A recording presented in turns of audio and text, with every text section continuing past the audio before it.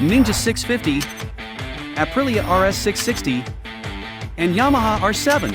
3 top 650cc twin-engine motorcycles, battling it out in the rapidly growing and intensely competitive middleweight sport bike class. In today's video, we are going to provide you with an in-depth specs comparison to uncover these bikes' unique strengths and weaknesses, aiming to help you decide which one will suit you best. Starting with horsepower output, the Ninja 650 is in third place, producing 68 horsepower on the crank, placing it at the bottom of the podium, followed by the R7, securing second place, with a respectable 73 horsepower. Seizing the throne is the RS660, an absolute powerhouse in this class, with Aprilia managing to extract a remarkable 100 horsepower from its parallel twin engine. In terms of torque, the Ninja again takes the third spot, churning out 64 Nm of torque. Then the RS660 and R7 come to a tight contest, with both boasting 67 Nm of torque, but ultimately, this round goes to the R7, because it achieves peak torque faster, at lower RPM than the Aprilia. If we put this data to the test on the asphalt, the results follow a similar pattern.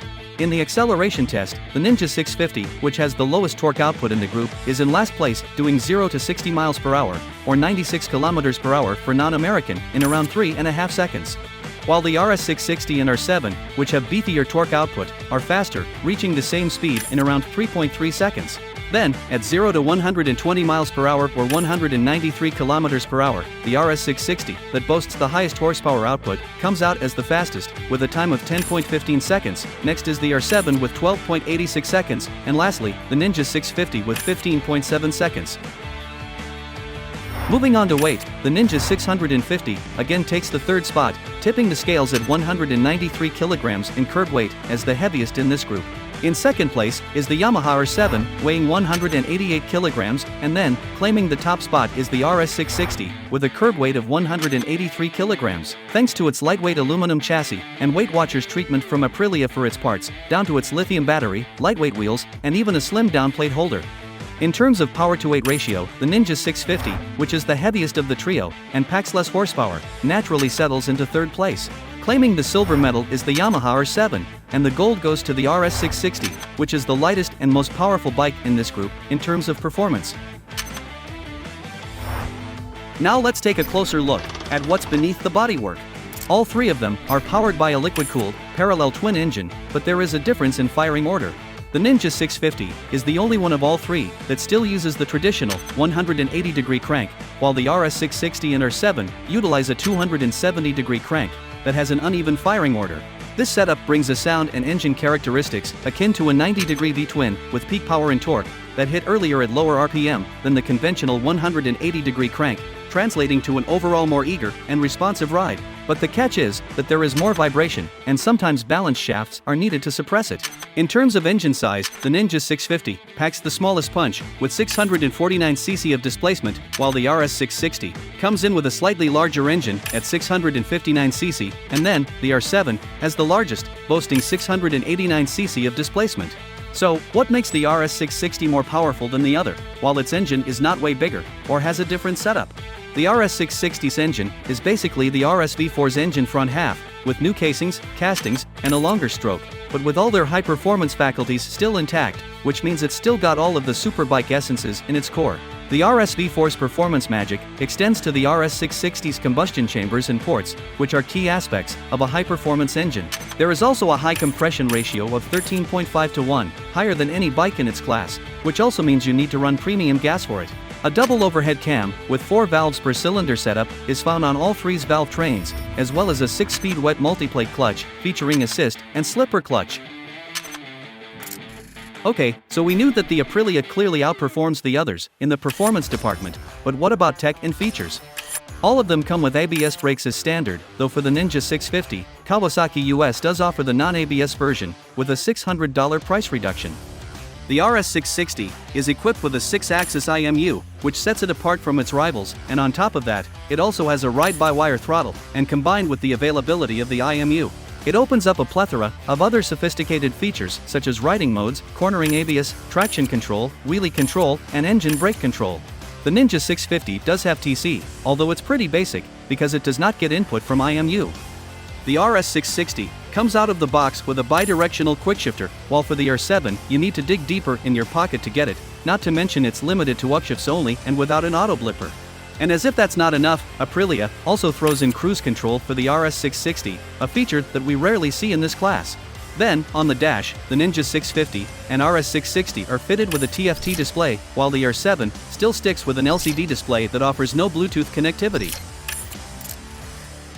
The Ninja and the R7 get budget-friendly trellis frames made from steel, while on the flip side, the RS660 is fitted with a perimeter aluminum frame, a commonly used frame type among high-performance sports bikes that offers better stiffness, rigidity, and stability under heavy loads. Moving on to front suspension, all three of them are using forks supplied by Kawasaki, with the Ninja 650 being the only one that takes a more budget-friendly approach, with a conventional telescopic fork that lacks adjustability, while the RS and R7 are equipped with a racy upside-down fork. Furthermore, the RS660 boasts a fork with adjustable preload and rebound, while the R7's fork is the winner in this group, offering a full spectrum of adjustability.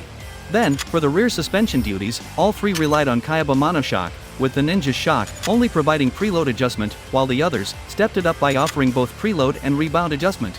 For stopping power, Kawasaki once again opts for a budget-friendly component for the Ninja, with two-piston, axial mount calipers on the front, while the rest of the group is equipped with a better-performing four-piston, radial mount caliper, with Aprilia takes it up a notch by using brand-name Brembo calipers, which clamp onto larger, 320mm discs.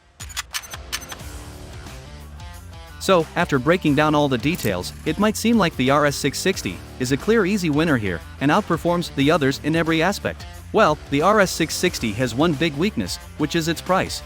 The RS660 comes in at a hefty $11,499, substantially more than the Ninja, which is priced at $8,899, and the R7 at $9,199.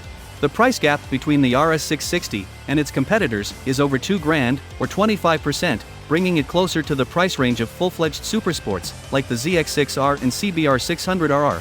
But, aside from the price tag, the RS660 blows its competition out of the water, with superior performance in almost every aspect. Whether we're talking about acceleration, top speed, power band, or power delivery, the RS660 outshines both the Ninja and the R7 in terms of raw performance, and on top of that, the Aprilia comes fully loaded with state-of-the-art electronics and a perimeter aluminum frame that we usually find on high-end premium superbikes, not to mention the Brembo caliper and larger disc brake, yet still managed to keep a light curb weight, securing its position as the lightest among this trio.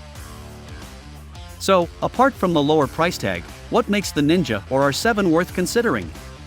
Well, they are powered by proven and reliable engines.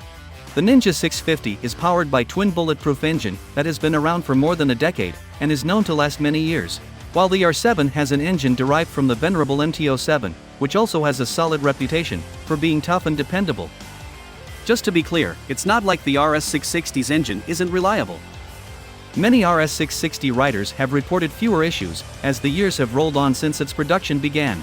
It's just that the RS660 simply hasn't been tried and tested as long as the R7 or the Ninja 650, and it still can't exactly beat the reliability or the after-sales service of Japanese bikes. Then, for ergonomics, if you are looking for a comfy commuter bike, the Ninja offers the most upright and neutral riding position, while on the other hand, the R7 is more focused and has the most aggressive position of the trio, and is equipped with a fork that has a wider range of adjustability than the others, making it a perfect blank canvas for those looking for a dedicated middleweight track bike, and not to mention it also cheaper to run.